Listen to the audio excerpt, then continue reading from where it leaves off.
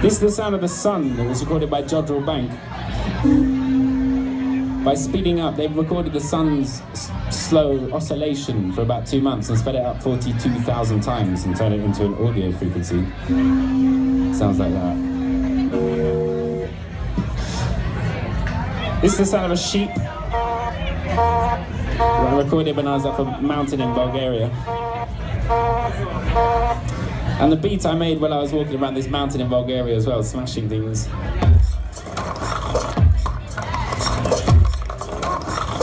Okay, and the lyrics come from a William Blake poem which I set to music.